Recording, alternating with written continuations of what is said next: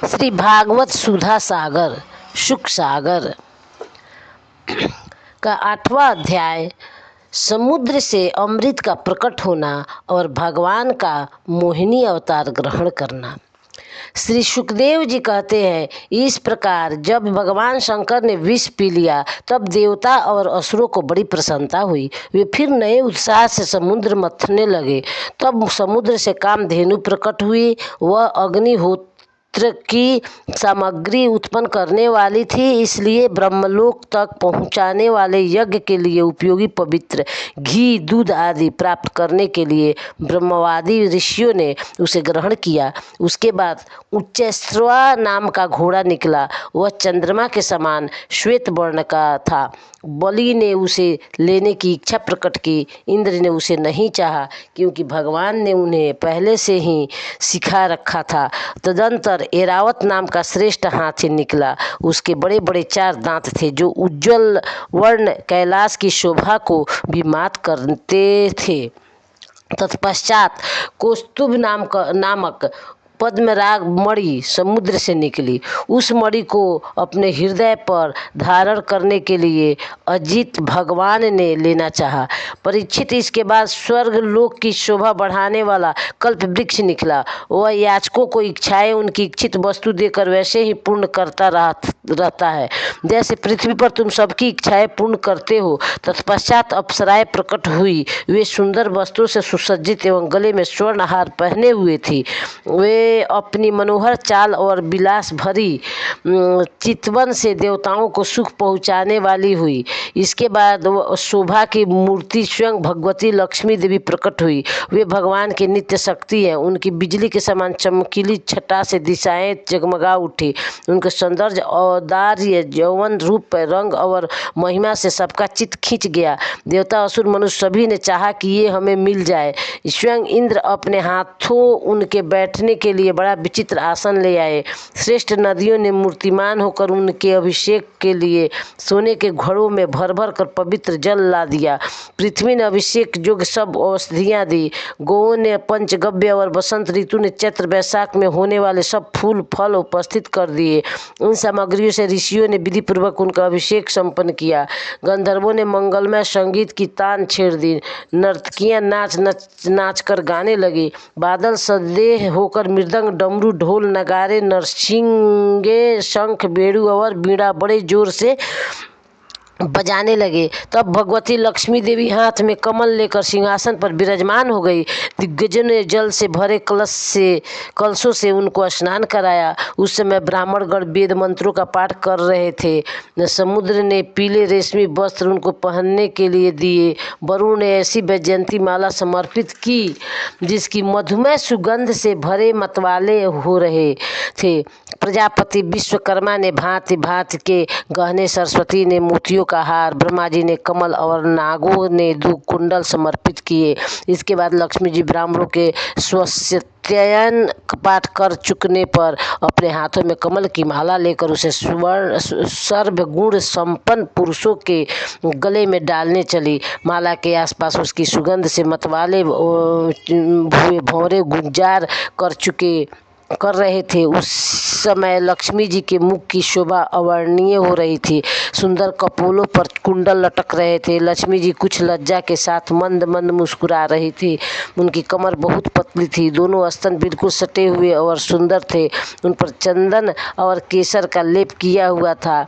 जब वे इधर उधर चलती थी तब उनके पायजेब से बड़ी मधुर झनकार निकलती थी। ऐसा जान पड़ता था मानो कोई सोने की लता इधर उधर घूम फिर रही है। वे चाहती थी कि मुझे कोई निर्दोष और समस्त उत्तम गुणों से नित्य युक्त अविनाशी पुरुष मिले तो मैं उसे अपना आश्रय बनाऊं, वरण करूं। परंतु गंधर्व, यक्ष, असुर, सिद्ध, चारण, देवता आदि में कोई भी वैसा पुरुष उन्हें न मिला।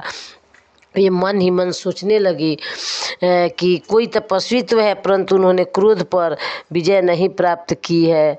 किन्हीं में ज्ञान तो है, परंतु वे पूरे अनासक्त नहीं है। कोई है तो बड़े महत्वशाली, परंतु वे कामों को नहीं जीत सके हैं। किन्हीं में ऐश्वर्य भी बहुत है, परंतु वह ऐश्वर्य ही किस काम का जब उन्हें दूसरों का आश्रय लेना पड़ता है। किन्हीं में धर्मचरण तो है, परंतु परंतु प्राणियों के प्रति वे प्रेम का पूरा बर्ताव नहीं करते।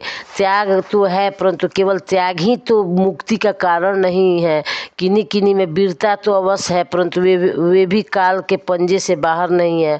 अवश्य ही कुछ महात्माओं में विषयासक्ति नहीं है, परंतु वे तो निरंतर अद्वैत समाधि में ही तल्लीन रहते हैं। किसी किसी ऋषियों वायु तो बहुत लंबी प्राप्त कर ली है, परंतु उनका शील मंगल भी मेरे योग्य नहीं है। किन्हीं में शील मंगल भी है, परंतु उनकी आयु का कुछ ठिकाना नहीं। अवश्य किन्हीं में दोनों ही बातें हैं, परंतु वे मंगल अमंगल वेश में रहते हैं। रहे एक भगवान विष्णु, उनमें सभी मंगलमय गुण नित्य निवास करते हैं, परंतु वे मुझे चाहते ही नहीं। इस प्रकार सोच विचार कर अंत में श्री लक्ष्मी जी ने अपने चिर अभीष्ट भगवान को ही वर के रूप में चुना, क्योंकि उनमें समस्त सद्गुण नित्य निवास करते हैं। प्राकृतिक गुण उनका स्पर्श नहीं कर सकते और अणिमा आदि समस्त गुण उनको चाहा करते हैं, परंतु वे किसी को भी अपेक्षा नहीं रखते। वास्तव में लक्ष्मी जी के एकमात्र आश्रय भगवान ही है, इसी से उन्हीं को वरण किया। लक्ष्मी जी ने भगवान के गले में वह नवीन कमलों की सुंदर माला पहना दी, जिसे चारों ओर झुंड के झुंड मतवाले मधुकर गुंजार कर रहे थे। इसके बाद लज्जापूर्ण मुस्कान और प्रेम पूर्ण चितवन से अपने निवास स्थान उनके वक्षस्थल को देखती हुई वे उनके पास ही खड़ी हो गई। जगत पिता भगवान ने जगजननी समस्त संपत्तियों की अधिष्ठात्री देवता श्री लक्ष्मी जी को अपने वक्षस्थल पर ही सर्वदा निवास करने का स्थान दिया।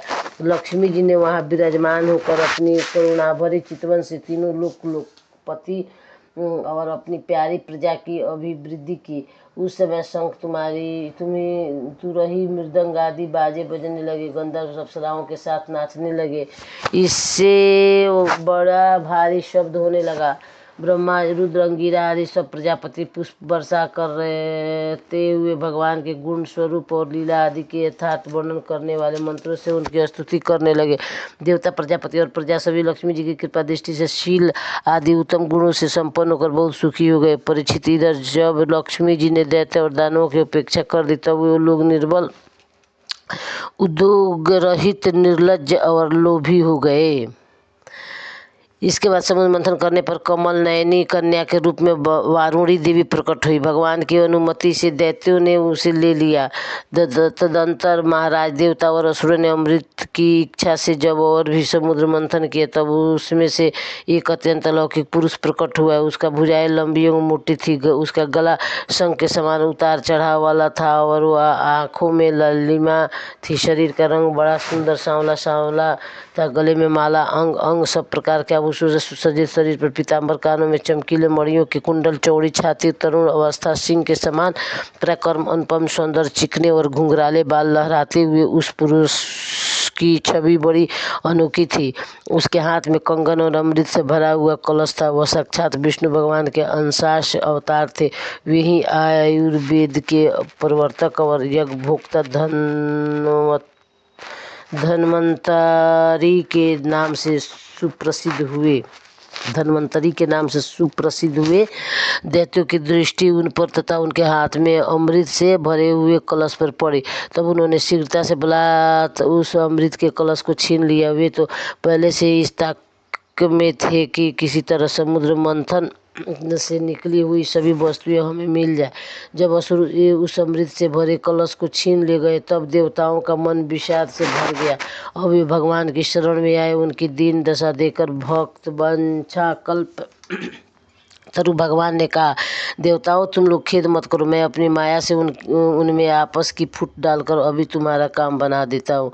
परीक्षित, अमृत लोलुप दैत्यों में उसके लिए आपस में झगड़ा खड़ा हो गया। सभी कहने लगे, पहले मैं पीऊँगा, पहले मैं, तुम नहीं। उनमें से जो दुर्बल थे वे उन बलवान दैत्यों का विरोध करने लगे, जिन्होंने कलश छीनकर अपने हाथों में कर लिया। वे ईर्ष्यावश धर्म की दुहाई देकर उनकी रोकने और बार बार कहने लगे कि भाई, देवताओं भी हमारे बराबर ही परिश्रम किया है, उनको भी यज्ञ भाग के समान इसका भाग मिलना ही चाहिए। यही सनातन धर्म है। इस प्रकार इधर दैत्यों में तू मैं हो रही थी और उधर सभी उपाय जानने वालों के स्वामी चतुर शिरोमणि भगवान ने अत्यंत अद्भुत और अवर्णनीय स्त्री का रूप धारण किया।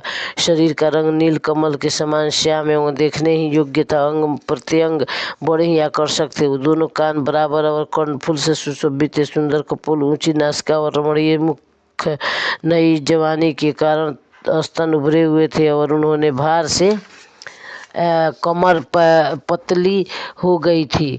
मुख से निकलती हुई सुगंध के प्रेम से गुनगुनाते हुए भंवरे उस पर टूटे पड़ते थे, जिससे नेत्रों में कुछ घबराहट का भाव आ जाता था। अपने लंबे केश पासों में उन्होंने खिले हुए बेले के पुष्पों की माला गूंथ रखी थी। सुंदर गलों में कंठ के आभूषण और सुंदर भुजाओं में बाजूबंद सुशोभित थे।